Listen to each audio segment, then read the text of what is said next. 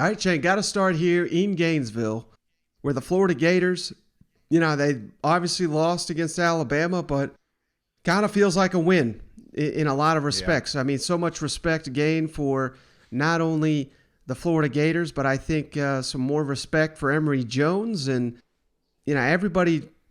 most everybody knows what a great coach Dan Mullen is. I think yet again he proved that last Saturday going head-to-head with Nick Saban. And I certainly don't think that Nick Saban got the better of that battle. I think Dan Mullen did. So, I think the most fascinating stat that I keep hearing it everywhere, Shane, but Florida led the nation in passing last season.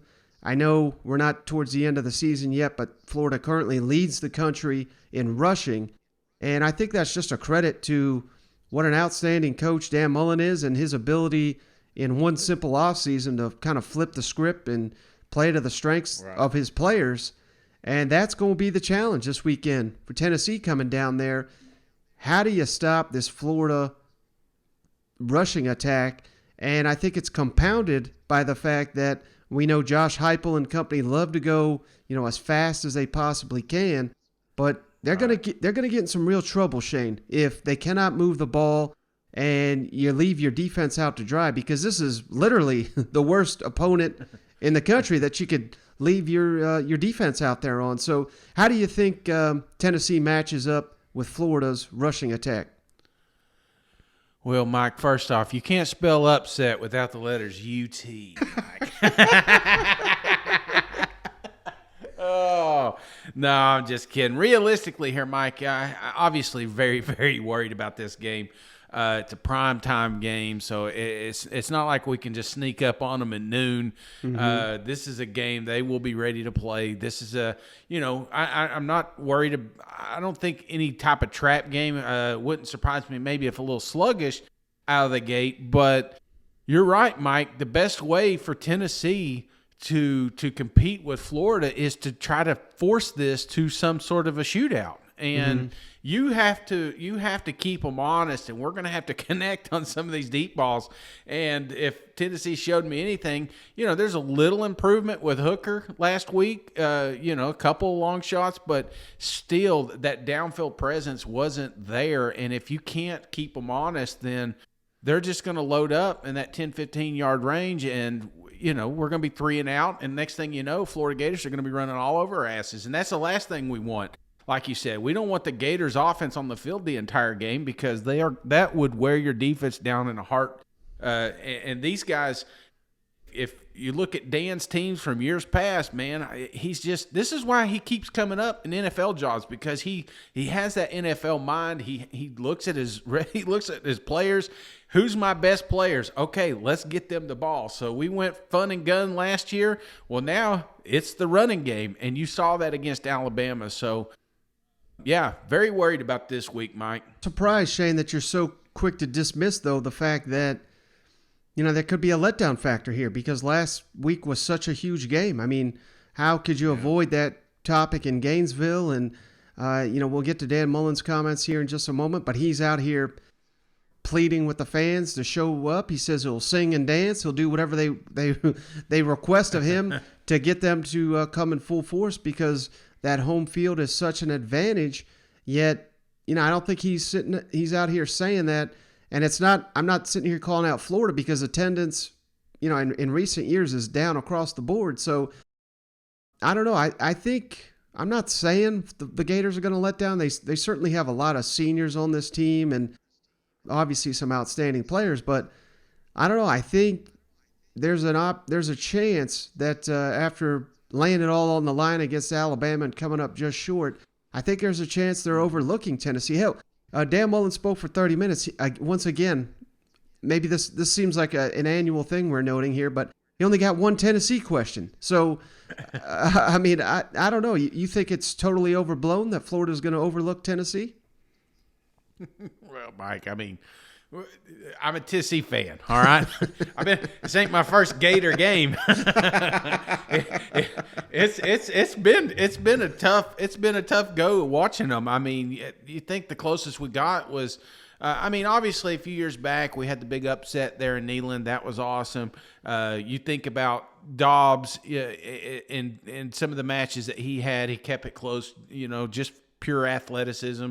But Mike, I'm also a realist. I don't want to put the cart in front of the horse here, but we got a rebuild going on in Knoxville, and I know a lot of Vol fans don't want to hear that, but the Gators are there. You saw it. They went toe-to-toe with Alabama last week. That's something that right now I am not convinced that we have the roster to do. So, Mike, I get it. The whole letdown, the whole trap game feel, whatever. But the fact of the matter is, think about it. This is what I'm worried about, Mike. I'm worried about AR coming out there on the field here in the second quarter and just blowing us up, because if you think about some of the Florida-Tennessee games years past, it always seems like that backup quarterback comes in at the right time, and then we make him look like a hero and a Heisman candidate. So, I've been hurt. I've been hurt by this game a lot. So, and it's not that I don't want to root for my boys, because I will. I'll root for them all the way to the end. But I gotta be realistic, Mike. This is going to be the toughest matchup that we may face this year. Mm-hmm. All right, well, let's kick it over to what Dan Mullen had to say here leading up to the week on asking the fans to show up and on his ability to adapt to his personnel. And he does give an update here on Anthony Richardson's status after missing the Alabama game. We don't get to see the Swamp like that very often, probably not often enough for you. What can you do? What do you think, other than winning, what can you do to make it like that, every other week or every time out? I don't know. I put on my marketing hat real quick, and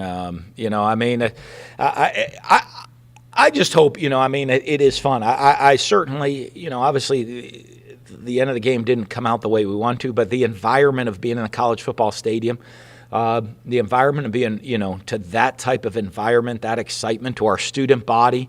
If you're a college student, I don't know how much that's got to be just fun to even be in that environment, that energy, that excitement that everybody just feels that while they were there. I think that's a huge thing, and I think there's passionate Gator fans out there, and I think they need to understand that they are critical in the success of this team. They have an important role, by showing up and creating that energy, that environment, that excitement, like they've done for the first two games. You go back game one, it was a great environment. Obviously, last Saturday was a crazy environment, and we keep that going. I think it does nothing but helps the current team, helps the program long term, and I certainly hope everybody enjoys being in there and feeling that energy and excitement and being a part of that game day environment. Don't take this as an indictment on last year's running or this year's passing, but have you ever been part of this kind of dramatic turnaround? You led the nation in passing last year. You're number 2 in the nation in running this year. How do you explain that, other than patting yourself on the back?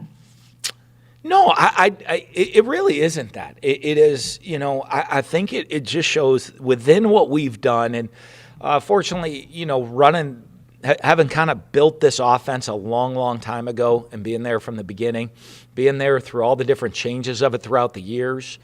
When you understand the offense inside now, the key to it, learning through the years, is making sure that we had the flexibility to match our players and our personnel. I don't think I've learned, and I probably through many years and many mistakes, you learn to sit there and say, hey, okay, we have this great system, but the worst thing I can ever say as a coach is I have a great system, but it doesn't fit the players that we have. So I guess it won't work. Ours is to always make sure it has enough adaptability.